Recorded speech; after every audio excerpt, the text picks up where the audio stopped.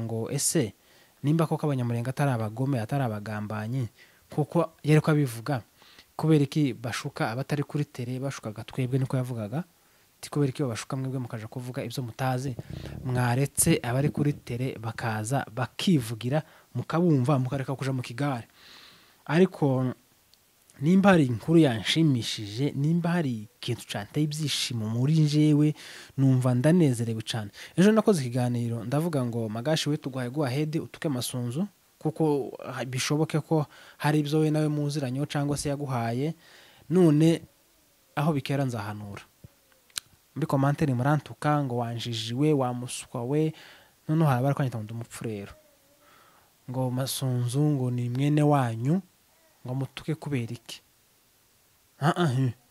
ni mwene wacu n'umunyamurenge ariko tituba ku murongo umwe nabo cyitwa Magashi TV gikorera hano mu baturanyi bacu kivuga amagambo menshi mabi akomeye ndashaka kugira ngo tubikureho urujijo abantu bose bategera kandi na Magashi ankurikire neza yuko Magashi ubu duhe tuvuga uranzi twakoranye ibiganiro byinshi yewe uri n'inshuti yanjye utaratamikwa n'akagara kugira ngo bakubwire aya magambo nimba uzutegera neza ukanakurikira uzi yuko ibyo mpaye nkubwira ari ukuri 100%. Mu biganiro twakoranye nawe urabizi yuko izo twakoranye nawe ari ukuri 100%. Nibi ngiye kukubwira ngo ni ukuri 100%. Ibyo watamiswe bikunze wo bishira birarura.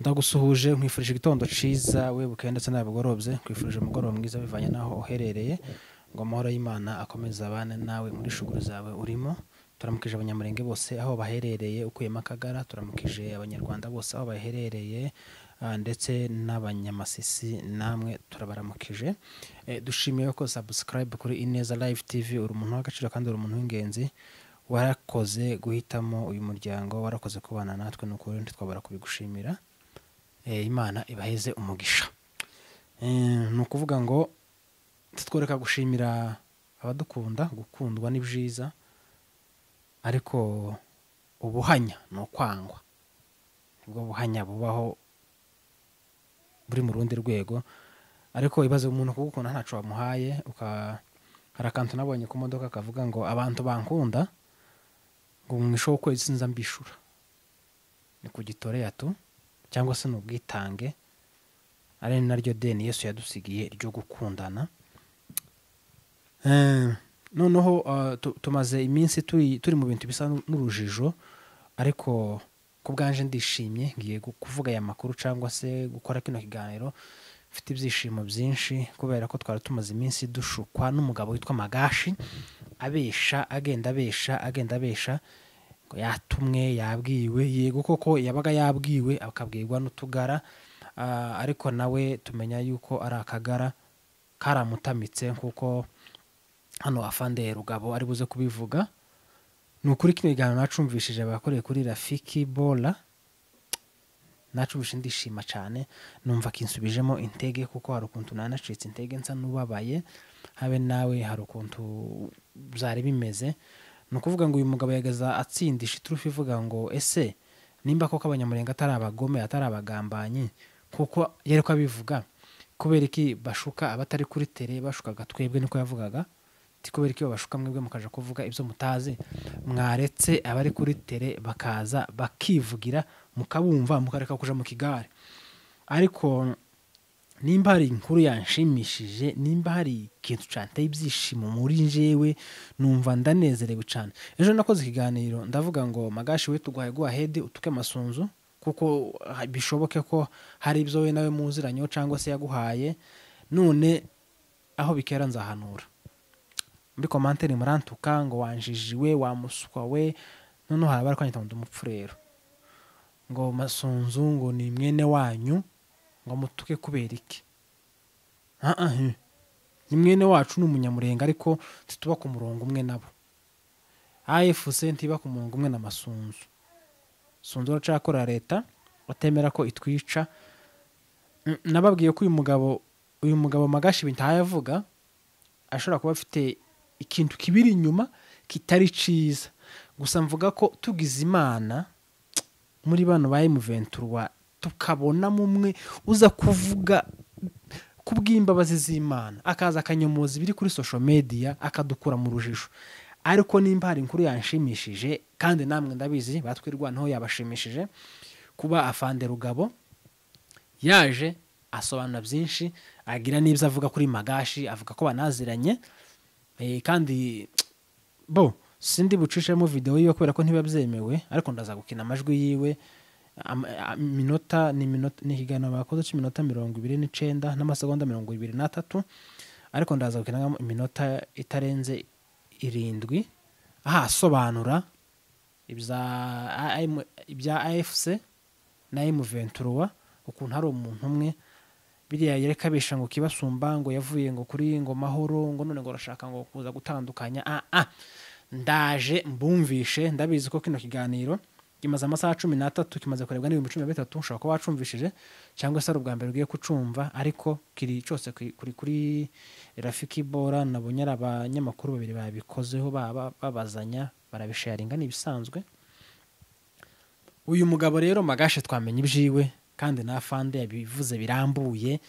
Tudatinze rero mugane wa wundi reka nze mbumvishe kino kiganiro kirashira mbasezere mugire ibyo nange mukuramo. Nunuga abakunzi ba Ineza Live TV bamwe mwadututse mwari ko mutujajinga, mugende mumenye ko Magashi ntabwo ari inshuti y'abanyamurenge. Magashi kuko ntabwo ari inshuti y'abanyamurenge ngo ugende ngo bateranye ubagambanire, kubera ko iriya platform ni nini cyane kugira ngo uze uvuge biriya bintu.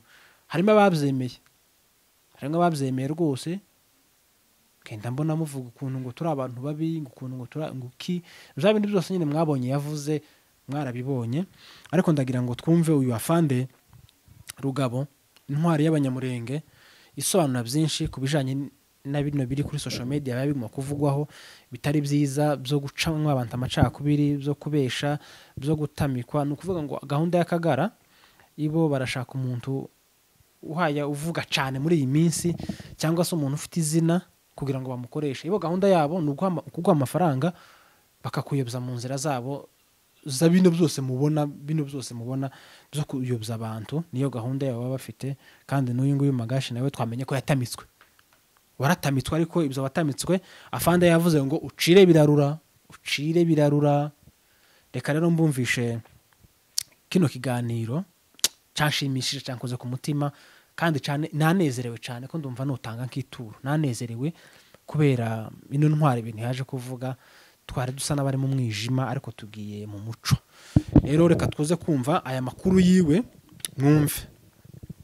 Kukubaza iki kibazo, hanze hari amarimeri cyangwa se hari amakuru avuga kuko twirwaneho na M23 mushobora kuba mudafite umubano mwiza. Ese ayo makuru murabizi kuko havugwa hanze, nimba mubizi byaba byaratewe niki? Murakoze cyane abanyamakuru bacu, kandi nabashimira ku mwanya mwiza mwakoze kugira ngo tuganire namwe. Ndagira ngo tubwire abantu bose mu mahanga, bo barabatuye muri Minembwe, bamwe batabizi bashobora kugendera muri cyo Kigali, bo barabatuye muri bino bihugu by'abaturanyi bacu bari hafi, bo ndetse n'abari abroad mu mahanga muri za Amerika n'ahandi, kugira ngo tubakureho runo rujijo. Abantu nibo bonyine bazabizanira ibibazo, beri impamvu zo gushaka gucreatinga drama n'amapolemike mu bantu atarigeza abaho. Kugira ngo ngere kuri ico kibazo ngisubize neza, ndashaka kugira ngo maze mbabwire neza ico M23 twirwaneho na AFC ico bisobanura. Abantu benshi baravyumva bagatekereza M23 bagatekereza twirwaneho, ariko abantu bagahora mu bintu by'urujijo. Ndagira ngo mbasobanurire kandi abantu badutegere neza. M23 ni shaka rya politike rifite na branche armée yaryo ariyo bita ARC. Iyo ngiyi irahari niyikora niyifite izingabo nishi zagiye zifata uturere twinshi abantu bose bagiye bumva. M23 yatangira yo yonyine kugeza ubwo hagejeje igihe cyuko hariho uburyo abantu bagomba gukora alliance Fred Congo yaje twirwaneho iyo itarajamo. Iraza M23 yariya nayo, ndetse hariho n'ayandi mashaka adafite igisirikari ariko afatikanyije nabo. Uwo n'umwivuri ni umbrella abantu bose bagomba kubamo, ariko ibyo ni shaka rifite branche politique ikagira na branche armée.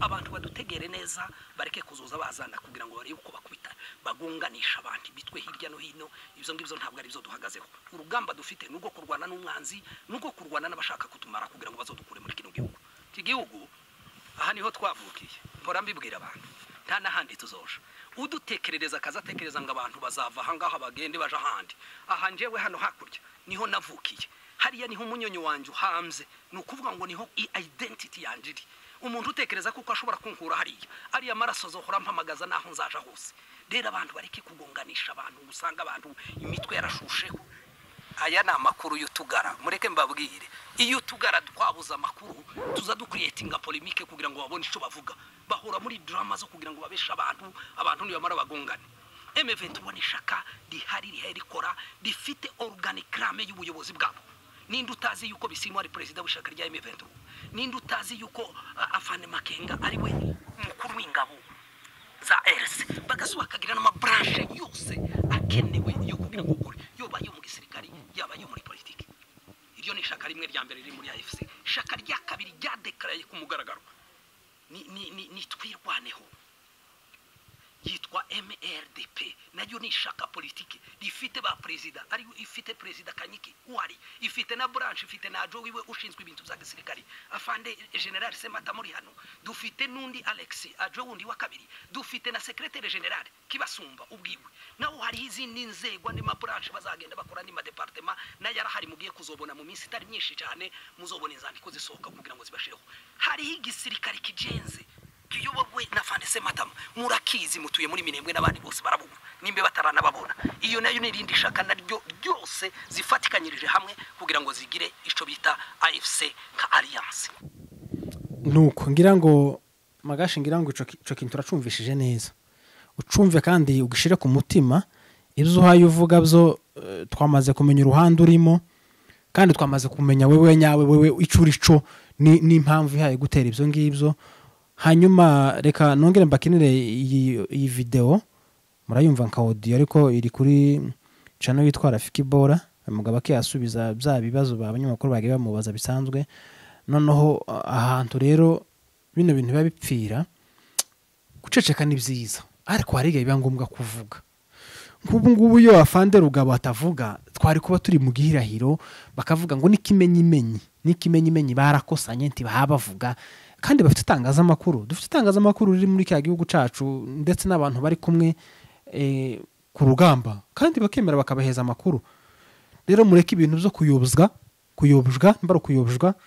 mureke ibintu byo kumva utugambo twabashaka kudusenya mureke guma gutega amatwi abagaburiwe noneho akantu kanshimishije umva uno mubyeyi aho yavuze ko ari Kibasumba hari nyamakuru duhetse kubona hirya no hino bandika ko hari ubwumvikane bukeya hagati y'umwanditsi n'umuyobozi ndavuga Kibasumba ndetse na Fred Kanyiki mwabisobanuye kimuduze umuco kuri rabinda urakoze cyane umunyamakuru w'Ikirambi TV ikibazo cyiza cyane reka tubonereho umwanya wo kugira ngo tubwire abantu turakure mu rujijo ibi mpaye mvuga ndashaka kugira ngo abantu bankurikire yuko aho nicaye mu Minembwe ndabizi kuko wabo ngabo bagenda batamikwa amagambo kugira ngo bagire ico bavuga twe ko turavuga ico twibonera ko turavuga ico twibereyeho ico duhagazeho ku maguru yacu abiri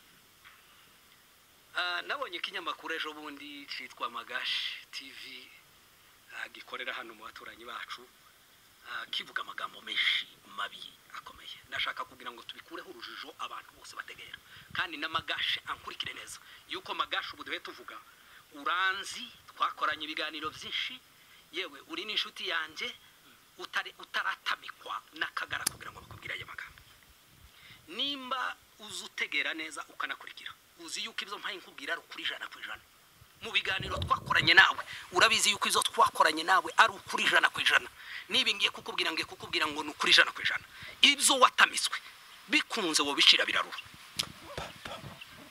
bikunze wabicira birarura umuntu wagutamitsa ayo magambo akakuzanira ngo Kanyiki ngo na Kibasumba ngo bafitanye ibibazo ngibibazo by'intambara ngibibazo ngo Kibasumba yabaye akagara we Magashi Kibasumba bakagara gute ari we muyobozi wa diaspora y'abanyamurenge imaze imyaka 8 ari uha urwana n'ikibazo c'abanyamurenge mu ntambara zose zikorerwana Kibasumba no munsi se kubera kuko manda ziwe zarangiye yahise yiripotinga mu kagara abazi Kibasumba ni twebwe tumuzi kukurusha wewe Magashi. Tuzi nico Kibasumba yamenyeye abanyamure. Ntabwo Kibasumba ari uriyo hamubona nkuriya mudamu uyoboye urugo rwiwe. Ni umudamu w'ubwoko, ni umugabo. Bari ubundi bazavuga ngo uriya mugore ntabwo akiri umugore, ahubwo ngo ni umugabo. Kibasumba ni intwari mu banyamurenge, yahagurutse mu bihe bigoye bimeze nk'ibi. Afata za ministere zose.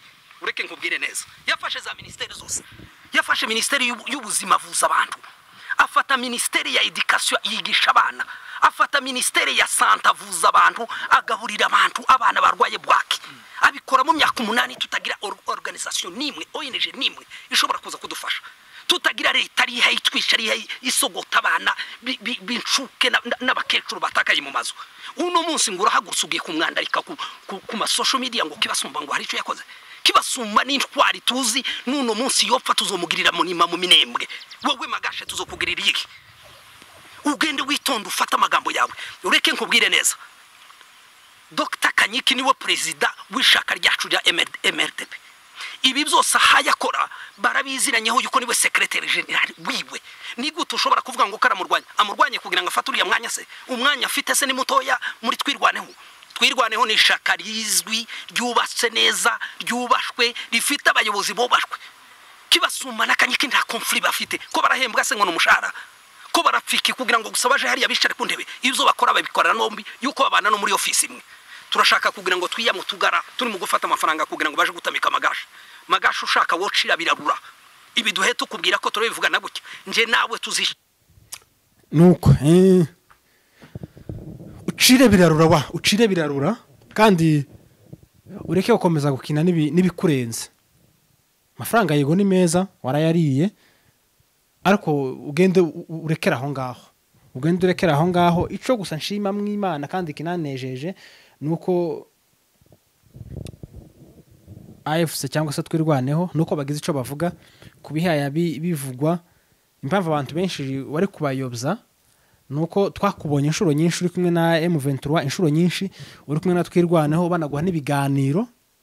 Abenshi bashobora kuvuga ati kubera ko ibyo havuga kandi twamubonanye nabo nibyo kuko arabizi barabanye, ariko bagize neza kunyomoza, bagize neza kubwira abantu uriwe, bagize neza kubwira abantu ruhande urimo, kandi bagize neza no kutubwira ko wanatamitswe cyane rwose. Ugende ucire ibyo wamize mu ndu, ugende ibigumemo, ibikiri mwita mucire ureke kugonganisha ubwoko bw'abanyamurenge kubera ko bagutamitse. Ugende ucire birarura. Rero iyi nkuru niyo itumye mvuga ngo reka nze nyivuge kubera ko nari nishimye cyane, kubera ko aya makuru avuze twese turabizi uko byari bimaze nk'iminsi igera muri desemene tutumva twirwaneho umuvugizi cyangwa se umuyobozi cyangwa se umwe mu barimo avuga. Ariko turanezerewe cyane kubera ko afande rwose uje kuvuga tukamenya uruhande urimo ndetse n'uruhande abaha basenya bahagarariyemo. Rero yeme kwari kubaramutsa no kubaha yambu, turabakunda cyane n'ukuri. Umuntu wese udashigikiye twirwanaho cyangwa M23 nta kagara, ariko umuntu wese ushigikiye M23 twirwanaho n'ukuri uri intwari kandi uri umuntu w'agaciro, uri n'umuntu muzima. Turagushimiye cyane rwose. Reka tuvuge ngo amahoro mu mutima, amafaranga mu ikofi. Ibiganiro byacu nakagaruka. Ciao bye bye. Ndizera ko kuri murakumvise kandi murakomenye. Muri mumenye ukuri niko kuzababatura, niko Bibiliya ivuga. Bye bye.